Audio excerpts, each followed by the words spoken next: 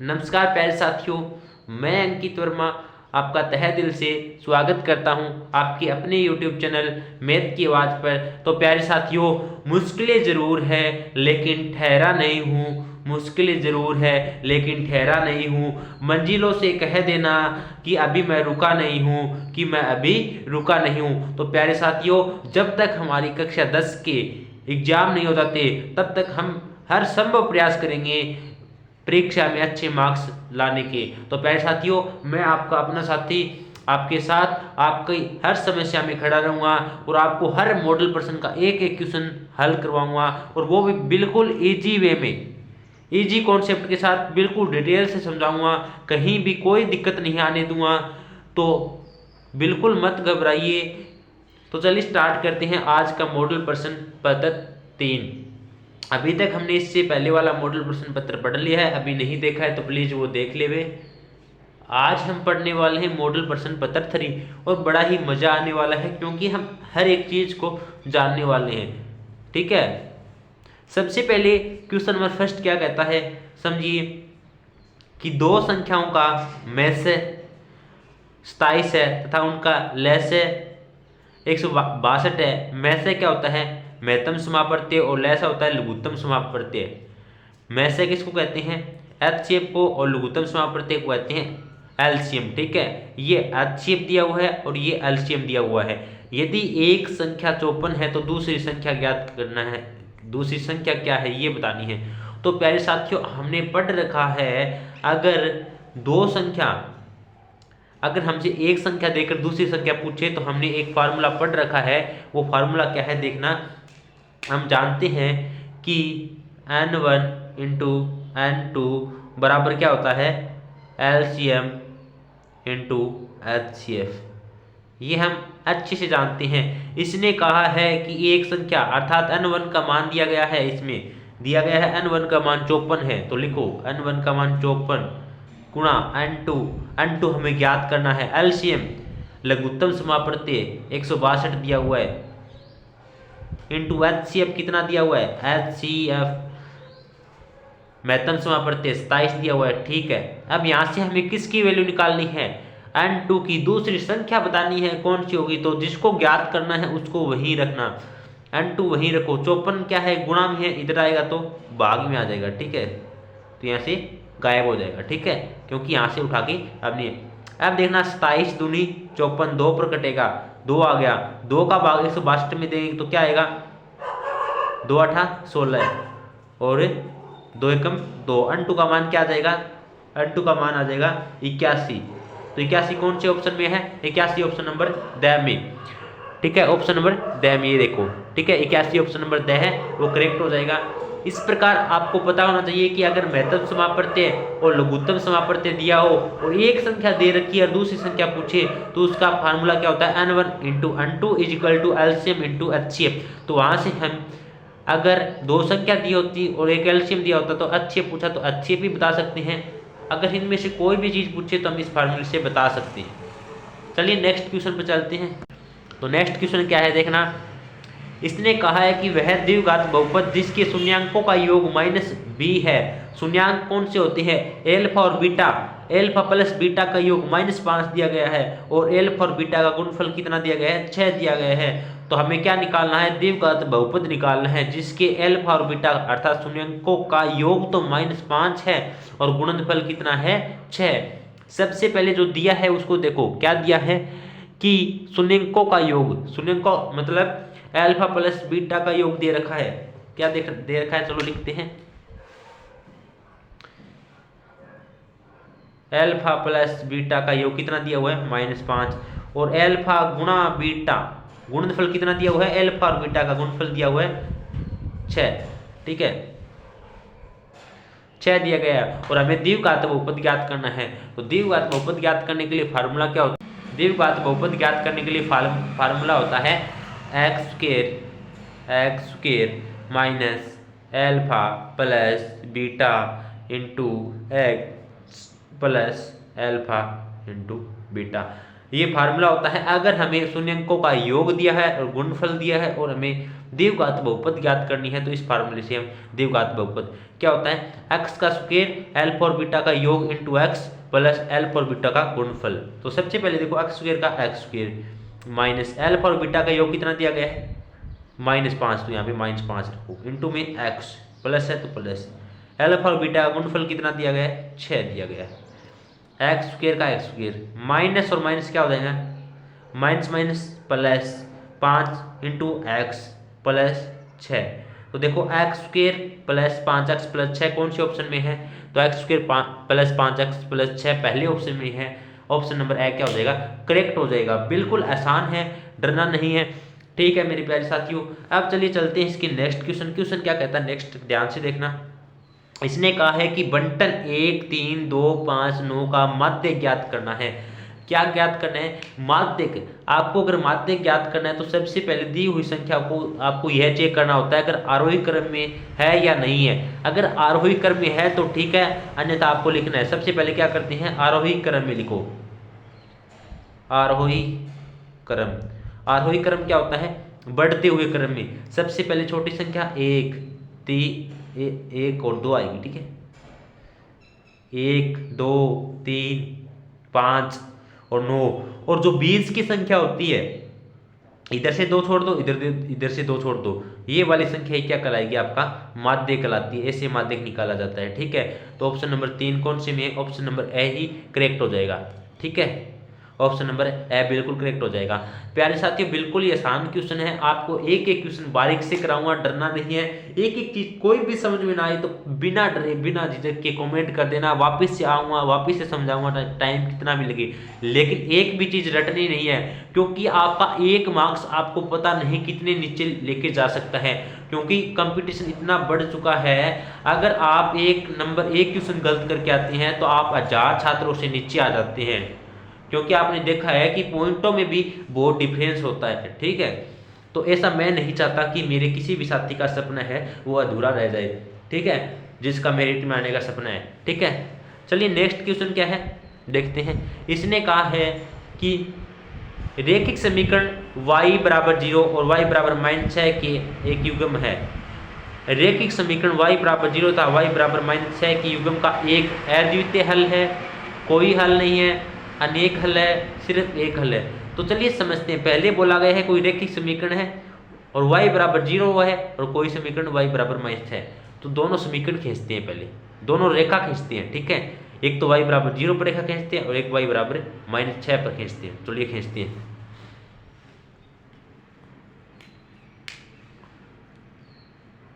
मान लो ये क्या कोई आपके पास ग्राफ है और ये बिंदु क्या होता है 0,0 होता है। इसने कहा है कि y बराबर 0, y बराबर 0 तो यही होगा। y बराबर 0 का मतलब ये x अक्ष क्या है, इस x अक्ष पर y की वैल्यू क्या होती है 0 होती है, अर्थात ये क्या ये रेखा कौन सी है x अक्ष। ठीक है ये वाली रेखा x अक्ष होती है और ये वाली रेखा y अक्ष होती है, y अक्ष होती है। ठीक है अब देखना इसने कहा है कि y 0 x चाहे कितना ही चलो लेकिन y नहीं चलना है, y बिल्कुल 0, y तो यही 0 होगा और x भी यही 0 होगा। इसने कहा है y 0 तो y 0 पर तो यही रेखा आएगी। ठीक है y 0 की रेखा यही है। ठीक है और फिर इसने कहा है कि y बराबर -6 पर रेखा खींचना है। मान लो कि 1 2 3 4 5 6, माइनस नीचे होता है ना, माइनस नीचे होता है प्लस की संख्या ऊपर होती है, तो एक रेखा यहाँ पे आ जाएगी। ठीक है ये क्या आ जाएगी y बराबर -6। यहाँ पे 2 रेखा आ गई और 2 रेखा देखो समांतर है ना, इनका समान अंतर का मतलब क्या होता है दोनों के बीच में अंतर समान रहेगा, चाहे ये कितनी भी रेखा बढ़ जाए दोनों के बीच में अंतर क्या रहेगा समान रहेगा। तो कहने का तात्पर्य ये दोनों रेखाएं कभी भी एक दूसरे को नहीं काटेगी, अर्थात समांतर रेखाएं हैं तो इनका कोई हल नहीं होगा, क्योंकि कोई हल नहीं होगा। ठीक है लिख देना कौन सा ऑप्शन है कोई हल वाला ऑप्शन नंबर बी करेक्ट हो जाएगा। ठीक है बड़ी आसान क्वेश्चन है विद्यार्थियों, रटने की अपेक्षा समझने पर ध्यान देना। नेक्स्ट क्या है वी कहा है उसने एक वी देखना क्या है। इसने कहा है उस समांतर श्रेणी जिसका अनवा पद an बराबर 3n + 7 है तो सारांतर ज्ञात कीजिए इसने बोला है उस समांतर श्रेणी का जिसका अनुवापद अनुवापद दिया गया है और सार्वंत्र ज्ञात करना है। तो चलिए ज्ञात करते हैं, ध्यान से देखना। देखिए अनुवापद ज्ञात करने के लिए फार्मूला क्या होता है, पहले ये देखिए।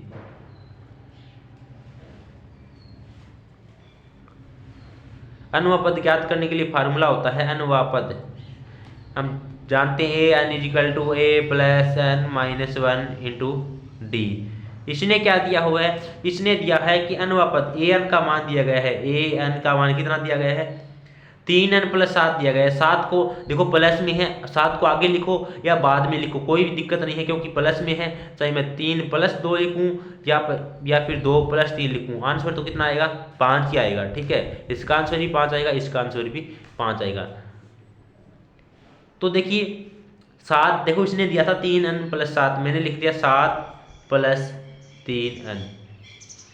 अब देखो ए की वैल्यू यहाँ से क्या है 7 है, ए एन का मान ए एन के बराबर है, n माइनस वन किसके बराबर है, n माइनस वन तो n के बराबर है, लेकिन जो n माइनस वन के इंटू में वो क्या होता है d, और d क्या होता है सार्वंत्र, और यहाँ पे n के इंटू में क्या है 3, तो यहाँ पे सार्वंत्र क्या हो जाएगा 3 हो जाएगा। ठीक है, इससे हम डायरेक्ट सार्वंत्र चेक कर सकते हैं। ठीक है, सार्वंत्र कितना हो जाएगा 3।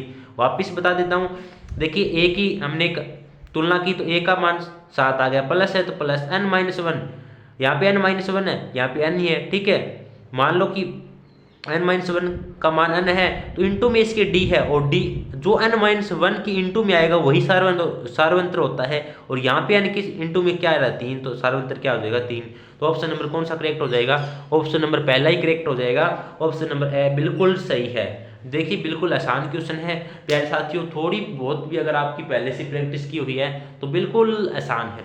ठीक है, लेकिन मैं जीरो लेवल से चलने का प्रयास कर रहा हूँ ताकि किसी भी बच्चे को अगर पहले प्रैक्टिस नहीं है तो मात्र मॉडल पेपर पढ़कर अच्छे नंबर लेके आ सके। नेक्स्ट क्या करता है, नेक्स्ट देखते हैं। इसने कहा है, ध्यान से समझना, इसने कहा है कि आकृति DE BC के बराबर है, और यदि AD बराबर x दिया हुआ है, DB बराबर x माइनस 2 दिया है, AE बराबर x प्लस 2 दिया है, EC बराबर x माइनस 1 दिया है, तो x का मान ज्ञात कीजिए। आप देखो इसने कहा है कि ये वाली रेखा इसका मान दिया गया AE, तो इनका क्या करना है, हमें ज्ञात क्या करना है, x का मान ज्ञात करना है। तो हम क्या कर सकते हैं, इनका अनुपात ज्ञात कर लो, AE बटा EC और AD बटा DB, ये रेखा इसके बटा में होगी और ये भुजा इसके बटा में होगी। ठीक है, कहने का मतलब AE बटा EC ज्ञात करो और AD बटा DB ज्ञात करो, उनका क्रॉस मल्टीप्लाई कर दो। देखिए मेरे किसी भी साथी को कोई समझ में नहीं आया तो कोई बात नहीं, मैं समझाऊंगा, आप देखना समझ में आ जाएगा। सबसे पहले देखो यहाँ से क्या देख लेते हैं, इसने देखो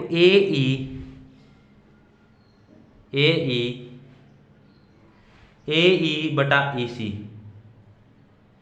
बराबर होगा AD बटा DB, AD बटा DB। एक बात बताओ, ये वाली भुजा इस वाली भुजा के बराबर होगी ना, मैंने तोड़ दिया AE बटा EC बराबर होगा AD बटा DB के। ठीक है, तो अब देखना AE का मान क्या दिया हुआ है, AE का मान x प्लस 2, तो x प्लस 2 AE, फिर नीचे EC का मान क्या दिया हुआ है, EC का मान दिया हुआ है x माइनस 1 बराबर AD का मान क्या दिया हुआ है, AD का मान दिया हुआ है x बटे, फिर आगे क्या दिया हुआ है DB का मान दिया हुआ है x माइनस 2। तो यहाँ से इसको क्रॉस मल्टीप्लाई करो और अपना आंसर आ जाएगा। ठीक है, चलिए करते हैं। जब इनको क्रॉस मल्टीप्लाई किया, इसको इससे मल्टीप्लाई करो और इसको इससे मल्टीप्लाई, x प्लस 2 को x माइनस 2 से मल्टीप्लाई करना है और x को इससे मल्टीप्लाई करना है, x को x माइनस 1 से मल्टीप्लाई करना। x को पहले इससे गुणा करो और फिर इससे गुणा करो, फिर इस 2 को इससे गुणा करो और इससे गुणा करो। चलिए करती है, x को पहले x से गुणा किया x स्क्वायर, और x को माइनस 2 से गुणा किया माइनस का 2x, फिर 2 को x से गुणा किया 2x, फिर 2 को माइनस 2 से किया तो माइनस का 4, बराबर में x को x से किया x स्क्वायर, और x को माइनस x से किया माइनस का x। अब देखो x स्क्वायर बराबर में है, x स्क्वायर इधर भी है, तो बराबर की और दोनों संख्या अगर समान है और चिन्ह भी समान है तो हम डायरेक्ट काट सकते हैं। माइनस के 2 अक्स और प्लस के 2 अक्स कट जाएगा। यहाँ पे क्या बचा, माइनस के 4 बराबर माइनस के एक्स, माइनस से माइनस कट जाएगा तो अक्स की वैल्यू क्या आ जाएगी 4। यहाँ से अक्स का मान निकल के आ जाता है 4, तो ये आपके पास अक्स का मान क्या आ जाएगा 4। बिल्कुल आसान क्वेश्चन था। देखिए वापिस से इसने बोला था कि दो रेखा है, दोनों बराबर मान दिया हुआ था, हमने क्या किया ए ई बटा ई सी, ए डी बटा डी बी, दोनों का मान था, क्रॉस मल्टीप्लाई किया। क्रॉस मल्टीप्लाई करना आना चाहिए आपको बच्चों। क्रॉस मल्टीप्लाई किया तो वहां से हमारे पास एक्स की वैल्यू निकल के आई। अब चलिए चलते हैं नेक्स्ट पर। तो इसका ऑप्शन नंबर कौन सा करेक्ट हो जाएगा, से, ऑप्शन नंबर से करेक्ट हो जाएगा। आगे क्या कहा है कि 7 नंबर कहता है आयत ए ओ बी सी तीन शीर्ष है, ए का मान दिया गया है, ओ का मान दिया गया तथा बी का मान दिया गया था, इसके विकर्ण की लंबाई क्या है वो ज्ञात करनी है। तो चलिए ज्ञात करेंगे प्यारे साथियों, बिल्कुल आसान है। देखिए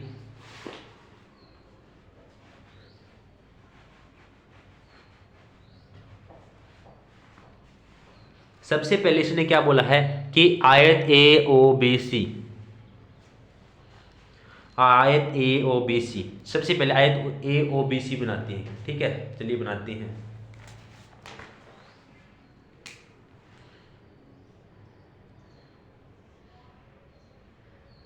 ए ओ बी सी, आयत ए ओ बी सी बनाया। ठीक है, इसने कहा है कि जो ए का मान है, जो ए की निर्देशांक क्या दिए हुए हैं 0,3, और फिर बी के निर्देश ओ के निर्देशांक दिए हैं 0,0, 0,0।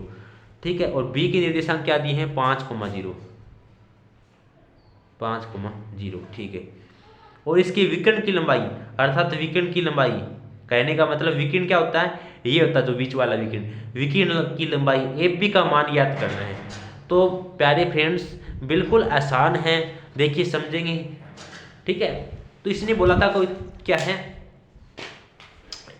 एक आयत है ए ओ बी सी जिसमें हमें मान दिए थे वो मान लिख लिए। अब हमें कहा है कि मान ज्ञात करना है ए बी का, ए बी का आपको मान ज्ञात करना है। करेंगे, सबसे पहले बताओ ए बी की लंबाई ज्ञात करनी है, तो हमें पता है ना ये एक्स, तो देखो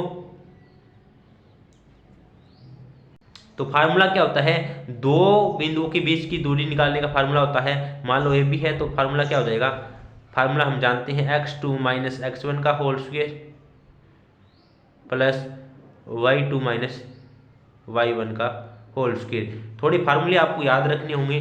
ठीक है, तो ए बी इजिकल टू, ये देखिए ये पहली वाली संख्या होती है वो x, ठीक है, क्या होता है, चाहे इसको x1 मान लो, एफ भी ज्ञात कर रहे हैं ना, तो पहले वाली संख्या ये x1 है और ये x2 है और ये y1 है और ये y2 है, ये ज्ञात कर लो। ठीक है, समझ गए।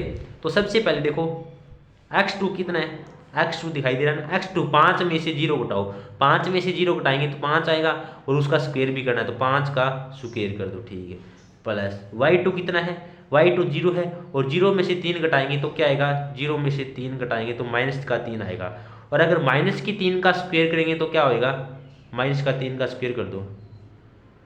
ठीक है, अब देखना ए बी इजिकल टू 5 का स्क्वायर 25 और माइनस का 3 का स्क्वायर प्लस का 9 होता है, पहले साथियों याद रखना।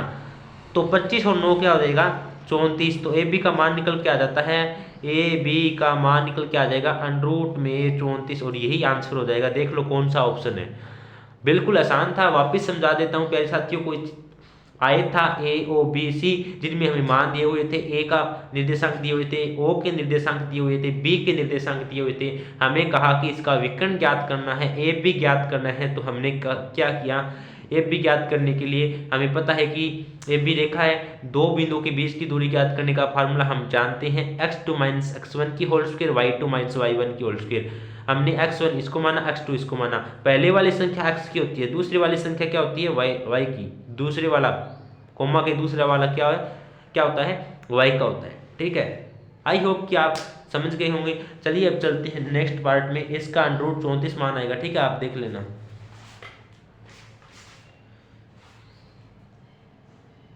अब इसका नेक्स्ट क्या है, इसने दिया है नेक्स्ट की 2 sine square 60 plus 3 coat square 30 minus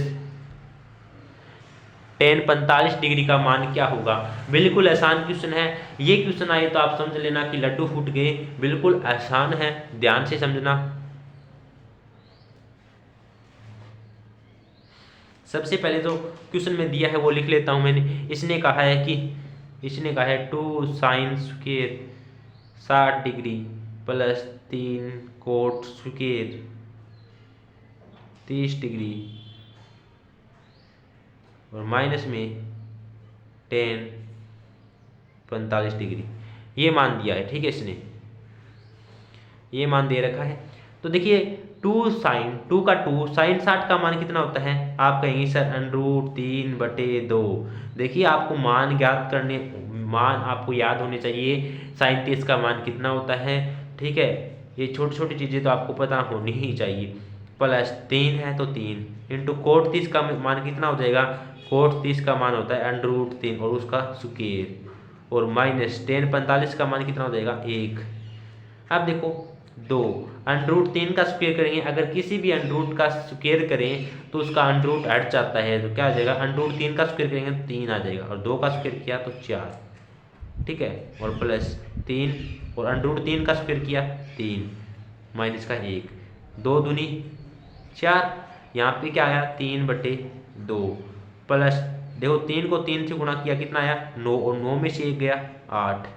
ठीक है, देखो 3 को 3 से गुणा किया 9, 9 में से 1 घटा के लिख दिया 8। अब देखो इसको हल करते हैं, इसके नीचे कुछ नहीं है, 1 मान लेते हैं। 2 एकम 2, इसका एलसीएम आ गया 2, 2 का भाग 2 में दिया 1 आया, 1 को 3 से गुणा किया 3 प्लस 1 का भाग 2 में दिया कितना आया 2 आया, 2 को 8 से गुणा किया 16 आया, 16 और 3 कितना आ जाएगा 19/2, और इसका मान कितना हो जाएगा 19/2। कौन से ऑप्शन में है, ऑप्शन नंबर सी करेक्ट हो जाएगा। ठीक है, ऑप्शन नंबर सी करेक्ट हो जाएगा। आई होप कि आप समझ रहे हैं, इनको बिल्कुल आसानी से समझ रहे होंगे। लेकिन प्यारे साथियों मैं इनको बहुत आसान से समझा सकता हूँ, लेकिन अभी आपकी पेपर नज़दीक है तो थोड़ी बहुत स्पीड तो बढ़ानी होगी। अगर फिर भी आपको मेरी स्पीड थोड़ी ज़्यादा लग रही है तो आप इस YouTube पर आपको एक ऑप्शन मिल जाएगा, वहाँ से स्पीड कम करके देख लेना। क्योंकि देखिए मेरी तो डेली की प्रैक्टिस है, इसलिए थोड़ा फास्ट बोल रहा हूँ, क्योंकि जितनी जल्दी आपको है पेपर की उतनी ही जल्दी मुझे भी है, उसी के अकॉर्डिंग मैं पढ़ा रहा हूँ। ठीक है, तो चलिए चलते हैं नेक्स्ट क्वेश्चन नंबर 9 पर। तो नेक्स्ट क्वेश्चन क्या है, इसने कहा है कि निम्न आकृति में वस्तु A को बिंदु O1 O2 से देखने पर अवनमन कोण क्रमशः, हमें अवनमन कोण बताना है और कहाँ से देखना है, ऊपर से देखना है। इसने बोला है O1 O2 से देखना है, O1 और O2 का मान बताना है कि अवनमन कोण क्या होगा, इस कोण का मान बताना है और इस कोण का मान बताना है। तो प्यारे साथी अब देखना कि जो इस कोण का मान बताना है, ये वाला एंगल, जो ये वाला एंगल है वो कितने डिग्री का बनता है 90 डिग्री का बनता है, 90 डिग्री का बनता है। और इसने कितना दिया है ये 60 डिग्री का, और ये टोटल कितना होता है 90 डिग्री का होता है ना, यहाँ से लेकर यहाँ तक 90 डिग्री का होता है। इसने ये वाला 60 दिया है, तो 90 में से 60 घटाएंगे तो ये कितना आ जाएगा 30 डिग्री, ये वाला कितना आ जाएगा 30 डिग्री। ठीक है, तो O1 का मान तो पता चल गया। इसी तरह ये देखना, ये 45 डिग्री है तो ये भी कितना हो जाएगा 45 डिग्री। अगर यूनियन कोण 45 डिग्री है तो इसका मान भी क्या हो जाएगा 45 डिग्री, हम बता सकते हैं इसको। ठीक है, अब देखिए आपको समझ में आ गया। देखिए O1 O2 45 डिग्री और 30 डिग्री क्या हो जाएगा 30 और 45 किस में माना है, ऑप्शन नंबर द करेक्ट हो जाएगा। देख लो ऑप्शन नंबर द करेक्ट हो जाएगा। वापिस से समझो, इसने कहा था 60 डिग्री, हमें पता है ये पूरा 90 डिग्री है, तो 60 में से 90 में 60 घटाएंगे 30 डिग्री, ये कितना आ गया 30 डिग्री। O1 का मान आ गया 30 डिग्री, O1 30 है और ये 45 डिग्री यूनियन कोण, तो अवनमन कोण भी कितना हो जाएगा 45 डिग्री। ठीक है, चलिए नेक्स्ट पर चलते हैं। थोड़ा इजी और मस्त क्वेश्चन है, ध्यान से समझना। तो नेक्स्ट क्वेश्चन क्या है, निम्न आंकड़ों की माध्यिका होगी, वर्ग चिन्ह दिया है, बारंबारता दी है। चलिए इसकी क्या बनाते हैं, सबसे पहले सारणी बना लेते हैं। ठीक है, उससे समझते हैं। तो प्यारे साथियों हमें देखना, वर्ग दिया था, वर्ग को बोलते हैं x1, बारंबारता दी थी उसको f1 लिखा, और CF क्या होता है संचयी बारंबारता, वो भी हमें ज्ञात करना है। वर्ग लिख लिया, बारंबारता लिख लिया। अब संचयी बारंबारता क्या होता है, इनको जोड़ जोड़ के लिख दो आपस में। पहले 4 है तो 4 को 4 लिखो, फिर 4 है 4 को 6 में ऐड किया, 6 और 4 10, फिर 10, 10 और 5 15, और 15 और 8 23, 23 और 3 26।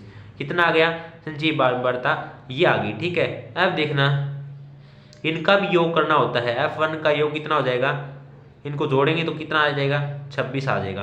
अब देखिए, अब हमें क्या निकालना होता है, अब जो अन होता है, अन क्या होता है, जो आपकी F1 होता है। ठीक है, F1 क्या हो जाएगा, अब देखना, अब हम जानते हैं जो इसका योग आया है, अगर हम n/2 होता है, ये है कुल टोटल कितने हैं 26। अगर 26 में 2 का भाग दें तो कितना आएगा, 26 में 2 का भाग देंगे तो कितना आएगा 13। तो अब ये देखो, जो 13 आया है, जस्ट 13 से बड़ी संख्या कौन सी है, तो आपको 13 से बड़ी संख्या न तो इसमें देखनी है, न इसमें देखनी है, इसमें देखनी है। तो आप कहेंगे कि सर 15 होती है, क्या होती है 15। तो 13 से बड़ी संख्या क्या होती है 15। तो इसके सामने वाली पूरी रेखा को इसे अंडरलाइन कर दो, कर दिया। अब आपको क्या चेक करना था, यहाँ से माध्यक चेक करना था। ठीक है, माध्यक चेक करना था, तो आप क्या माध्यक चेक करना था। तो देखो माध्यक कहाँ से देखते हैं, जो वर्ग होते हैं, जो वर्ग में से माध्यक देखते हैं। तो देखो यहाँ पे 15 आया था, 15 की सीध में इस लाइन में कौन सा है, तो 5। तो 5 क्या हो जाएगा आपका माध्यक हो जाएगा। तो माध्यक क्या हो जाएगा 5। ऐसे माध्यक निकालना होता है। और ठीक है, आई होप कि आप समझ गए होंगे। वापिस से थोड़ा रिपीट करता हूँ, वर्ग दिया हुआ था, बारंबारता दी हुई थी, संचय बारंबारता ज्ञात करनी होती है। 4 का 4, 4 और 6 10, 10 और 5 15, 15 और 8 23, 23 और 3 26। अब जो संचय बारंबारता होता है, जो अन्य जितने कुल टोटल आए हैं, अगर उनमें हम 2 का भाग दें, n/2 होता है। ठीक है, अगर हमें बीच का CF निकालना होता है ना, उसमें जो कुल नंबर आते हैं उनमें 2 का भाग देना होता है। तो 26 में 2 का भाग दिया 13, और 13 से जस्ट बड़ी संख्या 15। 13 से जस्ट बड़ी संख्या, जो भी आपके पास आंसर आएगा उससे जस्ट बड़ी संख्या देखनी है, वह संख्या या उससे बड़ी संख्या देखनी है। ठीक है, 13 तो है नहीं, 13 से जस्ट बड़ी कौन सी है 15। तो 15 के सामने क्या हो जाएगा 5। तो यही इसका आंसर हो जाएगा। ऑप्शन नंबर देख लो कौन सा सही हो जाएगा, ऑप्शन नंबर ए बिल्कुल करेक्ट हो जाएगा। ठीक है, चलिए अब चलते हैं नेक्स्ट क्वेश्चन, क्वेश्चन नंबर 11 पर। निम्न आकृति O वृत्त का केंद्र है, PQ एक जीवा है तथा P पर एक स्पर्श रेखा है, PQ के साथ 50 डिग्री का कोण बनाती है। तो कोण POQ का मान बताना है। किसका बताना है, कोण POQ, अर्थात इस वाले कोण का मान बताना है, इस वाले कोण का। ठीक है, चलिए मैं एक बार थोड़ा बड़ा बना लेता हूँ, आपको अच्छे समझ में आ जाएगा। इसने कहा है कि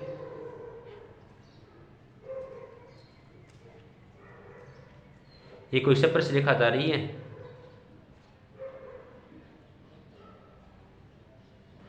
ठीक है, ये कोई स्पर्श रेखा है जो वर्त को स्पर्श करती जाती है। और हम जानते हैं कि वर्त की स्पर्श रेखा उसके केंद्र के साथ कितने डिग्री का कोण बनाती है, 90 डिग्री का। कितने डिग्री का बनाती है, 90 डिग्री का बनाती है। ठीक है, थोड़ा सा 1 मिनट को, ये मान लो इसका केंद्र है। देखो ये कोण है, हम जानते हैं कि ये देखो वर्त का केंद्र है, वर्त के केंद्र के साथ वर्त की स्पर्श रेखा कितने डिग्री का कोण बनाती है, 90 डिग्री का। ये वाला कोण कितने डिग्री का है, यहाँ से लेकर यहाँ तक 90 डिग्री का कोण है ना। हम जानते हैं, इस नाम भी दे देते हैं OQP। थोड़ा डायग्राम अच्छा नहीं बना, फिर भी समझने की कोशिश करना। ठीक, अब देखो हम जानते हैं कि ये कोण कितने डिग्री का होता है, 90 डिग्री का होता है। और हमें दिया क्या है, क्वेश्चन में हमें दिया गया है कि PQ के साथ 50 डिग्री का कोण बनाती है। कितने डिग्री का कोण बनाती है, 50 डिग्री के। PQ के साथ जो स्पर्श रेखा है ना, PQ के साथ इस वाली रेखा से, देखिए थोड़ा सा वापिस से बनाती है, अन्यथा आपको समझ में नहीं आएगा।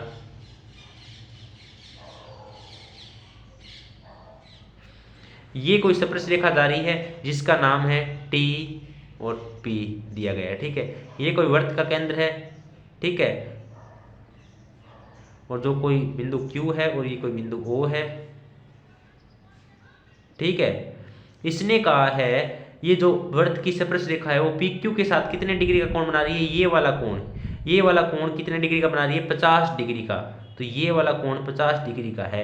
और हम जानते हैं कि स्पर्श रेखा इस त्रिज्या के साथ कितने डिग्री का कोण बनाएगी, 90 डिग्री का। ये टोटल 90 का है और ये हमें पता है 50 डिग्री का। अगर 90 में से 50 घटा दे तो ये वाला कोण 40 डिग्री बचेगा ना। ये 40 है तो ये भी 40 होगा। अब बताओ, ये भी 40 है, ये भी 40 है और ये वाला कोण हमें ज्ञात करना है, क्योंकि पी ओ क्यू ज्ञात करना है। वापिस समझना, देखो स्पर्श रेखा है जो पी क्यू के साथ 50 डिग्री का कोण बनाती है, यहाँ से लेकर यहाँ तक 50 डिग्री का कोण बनाती है और हमें पता है टोटल 90 डिग्री का कोण बनाती है स्पर्श रेखा। तो 90 में से 50 घटाया, ये 40 डिग्री, ये 40 है तो ये भी 40 होगा। अगर हम जानते हैं ये एक त्रिभुज बन गया, त्रिभुज पी ओ क्यू, और त्रिभुज के तीनों कोणों का मान कितना होता है, 180 डिग्री होता है। अगर हम तीनों का योग करें तो 180 के बराबर होना चाहिए ना। अगर हम 40 + 40, इसे नहीं पता, इसे ज्ञात करना है, माना अक्स है, ठीक है। देखो थोड़ा सा छोटा छोटा अक्षर आपको दिखाई भी दे रहा है, नहीं पता है। देखो तीनों का योग 40 + x + 40 किसके बराबर होगा, 180 के बराबर होगा। तो यहाँ से देखो 40 को 40 80 और यहाँ पे क्या आ जाएगा 180। 180 में से 80 घटा दो, x का मान आ जाएगा 180 में से 80 घटाया कितना आ गया 100 डिग्री। तो x का मान कितना आएगा 100 डिग्री और यही इसका आंसर हो जाएगा। देख लो ऑप्शन नंबर कौन सा सही है, करेक्ट। ऑप्शन नंबर सी बिल्कुल करेक्ट हो जाएगा, ठीक है। आई होप कि आपने समझने की कोशिश की। वापस से बता देता हूँ, यहाँ पे देखो ये कोई स्पर्श रेखा है, ये वाला कोण 50 डिग्री दिया हुआ है, ये 50 डिग्री है और ये टोटल 90 डिग्री का बनाती है। 90 में से 50 जाएगा, ये 40 का तो ये भी 40 का, 40 और 40 80 जोड़ के 180 में से घटा देंगे तो ये वाला 100 कोण आ जाएगा, ठीक है। अब देखिए नेक्स्ट कहता है कि घन का संपूर्ण पृष्ठीय क्षेत्रफल 486 वर्ग सेंटीमीटर है, तो घन की भुजा की माप क्या होगी। बिल्कुल आसान क्वेश्चन है, समझना। इसने कहा है घन का संपूर्ण पृष्ठीय क्षेत्रफल, तो दिया है वो लिखो। सबसे पहले क्या लिखो, घन का संपूर्ण पृष्ठीय क्षेत्रफल। घन का संपूर्ण पृष्ठीय, देखो थोड़ा छोटा लिख रहा हूँ, ठीक है, शॉर्ट में। पृष्ठीय क्षेत्रफल कितना दिया हुआ है, इसने दिया है 486 वर्ग सेमी, ये दिया है। लेकिन हम जानते हैं कि घन का तो संपूर्ण पृष्ठीय क्षेत्रफल क्या होता है। आप कहेंगे कि सर 6 गुणा भुजा स्क्वायर, भुजा का स्क्वायर का मतलब a स्क्वायर कर दूं, कोई दिक्कत। घन का तो संपूर्ण पृष्ठीय क्षेत्रफल 6a स्क्वायर होता है, लेकिन क्वेश्चन वाला बोल रहा है घन का संपूर्ण पृष्ठीय क्षेत्रफल 486 है। तो यह भी अपनी जगह सही है और हम भी अपनी जगह सही है। दोनों को सही रखने के लिए इसको इसके बराबर रख दो, यहाँ से आपके पास घन की भुजा निकल के आ जाएगी। तो 6 गुणा में है, इधर से इधर जाएगा तो भाग में, 6 8 48, 6 एकम 6 81 आ गया। a स्क्वायर का मान 81 आ गया। अगर स्क्वायर हटाऊंगा तो इधर क्या लगेगा, इधर जाके अंडरूट बन जाएगा। और 81 किसका अंडरूट है, मैंने आपको अंडरूट निकालना सिखाया है बिल्कुल अच्छे से। 81 किसका अंडरूट होता है, सर आप कहेंगे कि 81 9 का अंडरूट होता है, तो क्या हो जाएगा 9 का, और आंसर क्या हो जाएगा 9। तो 9 कौन से आंसर में आ रहा है, ऑप्शन नंबर द में, बिल्कुल करेक्ट हो जाएगा ऑप्शन नंबर द।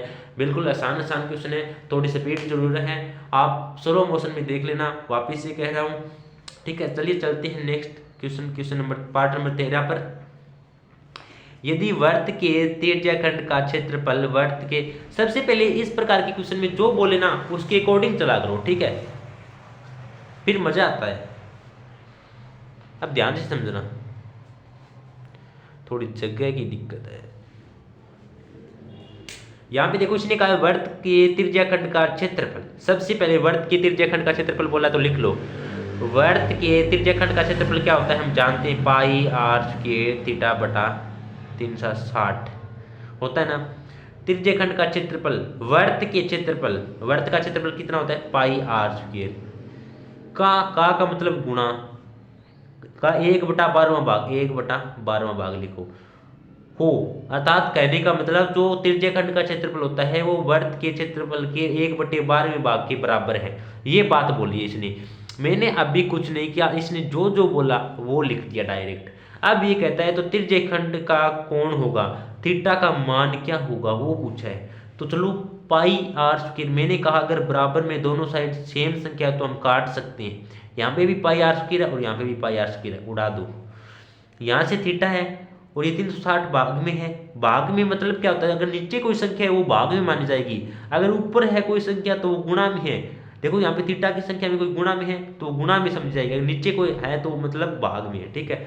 भाग में है वो संख्या इधर जाएगी तो गुणा में, इधर नीचे है तो इधर जाके ऊपर हो जाएगी। कहने का मतलब 360 ऊपर चला जाएगा और नीचे 12 आ जाएगा। 12 है 36 और एक जीरो का एक जीरो, 23 डिग्री।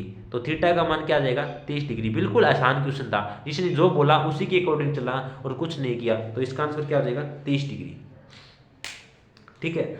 आगे देखना, इसका ऑप्शन नंबर ब बिल्कुल करेक्ट हो जाएगा, ठीक है। अब इसका नेक्स्ट पार्ट देखते हैं।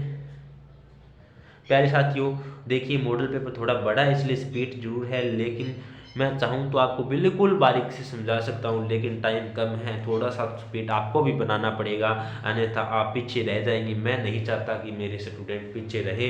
अगर फिर भी आपकी चॉइस है कि यार सर हमें थोड़ा बारीक से समझाओ तो हम और बारीक से समझा देंगे, ठीक है। लेकिन आपको प्रैक्टिस करते रहना है प्यारे साथियों, क्योंकि आप पर विश्वास है, उस विश्वास को टूटने मत देना, ठीक है। चलिए नेक्स्ट पार्ट नंबर 14 देखते हैं। इसने कहा है दो सिक्के एक साथ उछाले जाते हैं। आपने देखा होगा एक तो हेड होता है और एक टेल होता है। एक सिक्के के अंदर दो चीज देखी जाती है, एक हेड और एक टेल। इसने कहता है अधिक से अधिक चित आने पर। सबसे पहले तो ये बताओ कि जब हम सिक्के को उछालेंगे तो क्या एक मान लो ये सिक्का है, ठीक है, एक पास ये हेड है, इसका ये टेल है, ठीक है। जब हम उछालेंगे तो क्या क्या प्रायिकता हो सकती है, जब हम उछालेंगे तो क्या क्या संभावना हो सकती है। या तो देखो एक सिक्के को दो सिक्के को उछाला जाता है, दो सिक्के को उछाला जाता है, ठीक है। या तो दोनों बार क्या हो जाए टेल टेल आ जाए, या फिर एक बार हेड और एक बार टेल आ जाए, या फिर पहले टेल और फिर हेड आ जाए, या फिर दोनों बार ही हेड हेड आ जाए। कितनी संभावनाएं बनती है, 4 संभावनाएं बनती है, ठीक है, 4 संभावनाएं बनती है। और प्रायिकता का फार्मूला क्या होता है, अनुकूल घटनाएं बटे कुल घटनाएं। ये यहाँ नहीं बताऊंगा मैं, ठीक है, फार्मूला आपको याद रखना है, अनुकूल घटनाएं बटे कुल घटनाएं, ठीक है, शॉर्ट में लिख रहा हूं। अब ये बताओ, इसने बोला है कि अधिक से अधिक एक चित आने की प्रयास, इसने कहा है कि अधिक से अधिक सिर्फ एक चित आ सकता है, कम कितने ही हो चाहे न ही हो, लेकिन अधिक से अधिक एक चित्त आना चाहिए। इसके लिए हमें देखना पड़ेगा चित्त कह किसको रहा है, चित्त कह रहा है हेड को। चित्त हिंदी का शब्द है और हेड को बोलती है चित्त, तो ये चित्त है, ठीक है।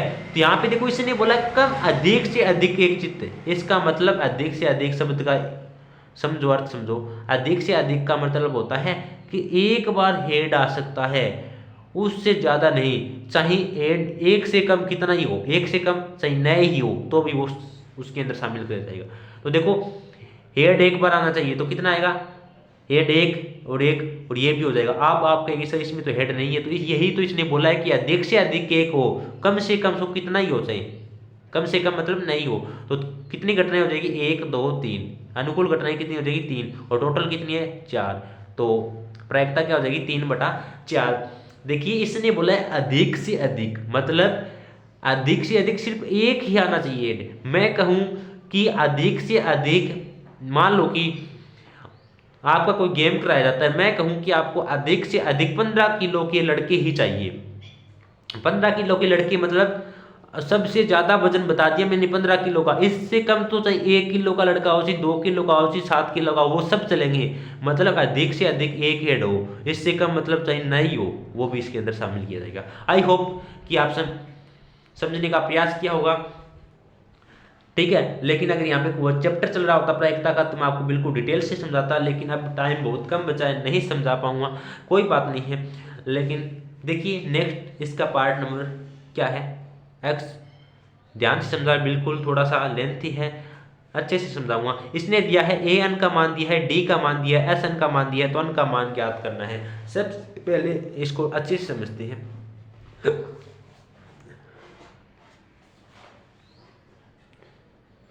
सबसे पहले मैं लिख लेता हूं क्या क्या दे रखा है इसने। क्वेश्चन नंबर 15 यानी पार्ट नंबर 15, ए एन का मान दिया है, ए एन का मान 4 दिया है, डी का मान 2 दिया है, एस एन का मान -14 दिया है, तो एन का मान ज्ञात कीजिए। ये आपको बोला है क्वेश्चन ने, ठीक है।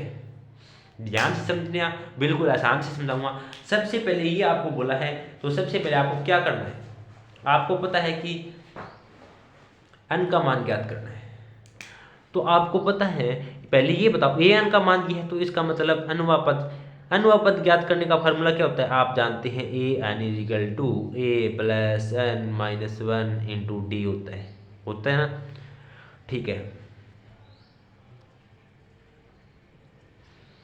तो ए एन का मान दिया है ना, ए एन का मान कितना दिया है 4 प्लस ए का मान नहीं दिया है, ये ऐसे का ऐसा, एन का मान दिया है, एन का मान भी नहीं दिया है, इंटू डी का मान दिया है ना, डी का मान 2 दिया है। इसको हल करते हैं, 4 ए प्लस 2 को 1 से गुणा किया 2n माइनस है तो माइनस, 2 को 1 से गुणा किया 2। अब ये माइनस का 2 इधर जाएगा तो प्लस का, देखो 2 इधर आएगा तो प्लस का 2 हो जाएगा। ठीक है, तो यहाँ से 2 गायब, क्या हो जाएगा 2 और 4 6 हो जाएगा ना। तो यहाँ पे डायरेक्ट लिख दूँ 2 और 4 6। तो यहाँ से देखिए a बराबर क्या हो जाएगा, ये 2 1 भी प्लस का इधर जाएगा तो माइनस का, तो यहाँ से a बराबर a को मैं यहीं रखता हूँ, और 6 था ना 6 और माइनस का 2 1 इधर आया तो माइनस का 2 1। ठीक है, इसी इक्वेशन नंबर 1 लिख देते हैं। देखना a था, a इधर लिखा, 2 1 इधर लिखा, तो 6 में से 2 1 गया, 6 माइनस 2 1 इधर लिखो चाहे इधर लिखो, बात एक ही बराबर है। ठीक है, यहाँ से मुझे पता चल गया कि मैं इससे आगे इसका मान नहीं ज्ञात कर सकता हूँ, तो मैंने इसी इक्वेशन नंबर फर्स्ट दे दी। अब आगे क्या करना है, आगे इसने दिया है कि एस एन का मान भी तो दिया है, एस एन बराबर माइनस के 14, अर्थात पदों का योगफल दिया है हमें -14। तो जैसे ही मैंने एस एन का मान देखा, अब मेरे मन में सवाल उठा कि अब तो हम पदों का योगफल का भी फार्मूला हम जानते हैं, पदों का योगफल का लिख लेना पूरा। ठीक है, पदों का योगफल का फार्मूला क्या होता है, s n is equal to n बटे 2, लिखता हूँ मैं, s n is equal to n बटे 2 2a plus n minus 1 into d, ये होता है। तो यहाँ पे देखो दिया क्या है, एस एन की वैल्यू दी है हमें, एस एन की वैल्यू क्या दी है, तो यही रख देता हूँ मैं, एस एन की वैल्यू क्या है माइनस के 14, और ये बट्टे का 2 है, इधर जाएगा तो गुणे में 2 हो जाएगा। ठीक है, अब आगे देखो और किसका मान दिया है, 14 दूनी 28 बराबर एन इंटू 2a, ए का मान भी दिया हुआ है, ए का मान हमने अभी निकाला, ए का मान क्या था 6 माइनस 2n, तो देखिए ए का मान था 6 माइनस 2n, और प्लस में क्या है n माइनस 1 इंटू डी का मान भी तो है हमारे पास, डी का मान कितना दिया है 2।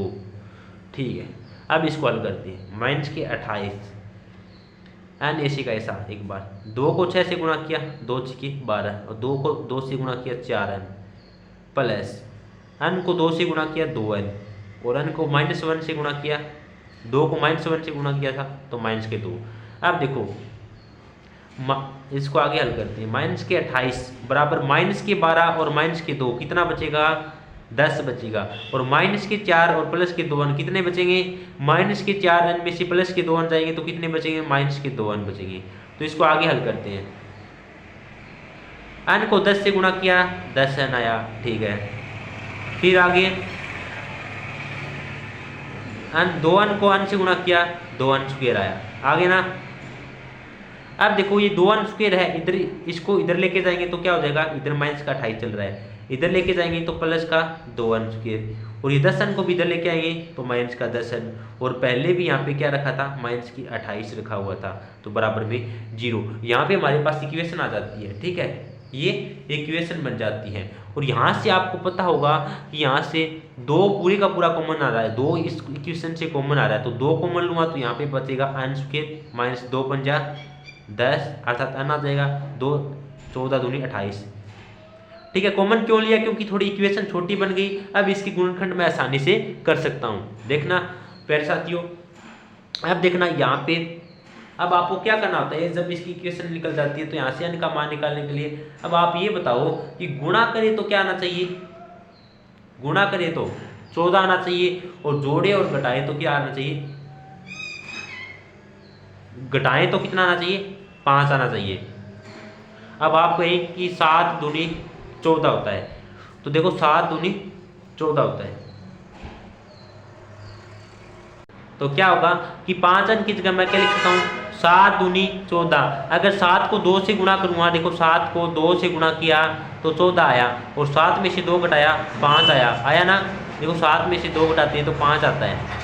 तो अर्थात कहने का मतलब यहाँ से मुझे ऐसी संख्या मिल गई जिसको गुणा करें तो 14 आना चाहिए और घटाएं तो 5 आना चाहिए। और गुणनखंड करना आपको नहीं आता है तो प्यारे साथी चैनल पे जाना और वहाँ पे आपको लिखना कि गुणनखंड कैसे किया जाता है, तो वहाँ पे मैंने समझा रखा है, बड़ी अच्छी वीडियो है, डिटेल से डाली हुई है, एक एक चीज़ को बताया हुआ है, ठीक है, समझ लेना।